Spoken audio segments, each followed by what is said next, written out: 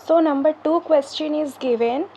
Let u of xy equals to e to the power x cos by be the real part of a function if z equals to u of xy plus I b of xy of the complex variable z equals to x plus iota y, where a, b are real constants and a not equals to 0. The function f z is complex analytic everywhere in the complex plane if and only if, है ना। तो हमें क्या given है, u of x y given है, that is the real part of a function, this function का वो real part है f of z equals to u of x y plus i v of x y, that is the complex variable z equals to x plus iota y। यहाँ पर a b क्या है आपका real constants है and a 0 के बराबर नहीं है, राइट। तो हमें पूछा है कि द फंक्शन जो है ना F z is complex analytic everywhere, सब जगह कॉम्प्लेक्स एनालिटिक होगा इन द कॉम्प्लेक्स प्लेन में, कब होगा, है ना। बी का वैल्यू हमें पूछा है, बी का वैल्यू क्या होने पर f z is complex analytic everywhere in the complex plane.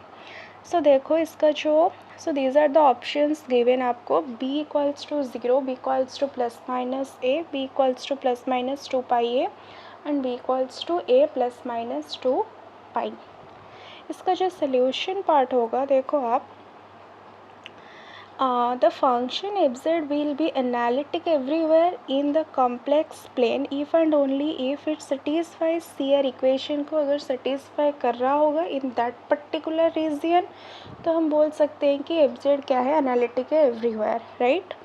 तो आपको पता होगा CR equation क्या होता है, del u upon del x equals to del v upon del y and del u upon del y equals to minus of del v upon del x, right. So हमें u given है तो हम del u upon del x निकाल सकते हैं, है ना। वो क्या हो जाएगा, a e to the power x cos b y and that is equals to del v by del y। In similar manner हम इसे भी नेक्स्ट वन भी निकाल सकते हैं, है ना। विथ रिस्पेक्ट टू y भी इससे हम डिफ्रेंशिएट कर सकते हैं, दैट इज़ पार्शियली डिफ्रेंशिएट कर सकते हैं। तो वो क्या होगा, e to the power x और ये वाला आ जाएगा minus b sine b y is equals to minus of del b by del x. तो यहाँ से हमको किसका वैल्यू मिलेगा, del b by del x का। अब हम क्या करेंगे, इस वाले इक्वेशन 1 को देखो आप, इक्वेशन 1 को हम क्या कर देंगे, बोथ साइड इस वाले y को y के साइड ले आएंगे एंड बोथ साइड हम इंटीग्रेशन कर देंगे।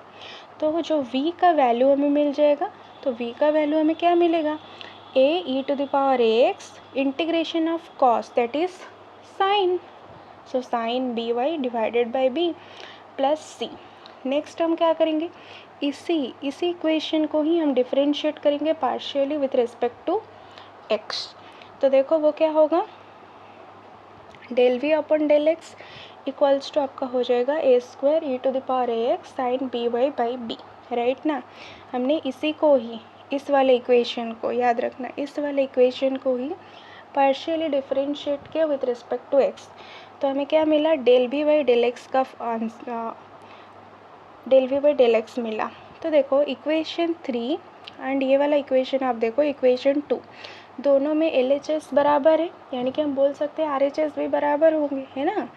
तो हम दोनों का RHS को इक्वल ले लिए, तो हमें क्या मिला, यहाँ से साइन बी वाई, यहाँ से साइन बी वाई, यहाँ से e to the power x, यहाँ से e to the power x cut गया, तो b square equals to a square, यानी कि हम बोल सकते हैं b का वैल्यू equals to plus minus a and this is our answer, right ना। हमें b का वैल्यू ही पूछा था, देखो।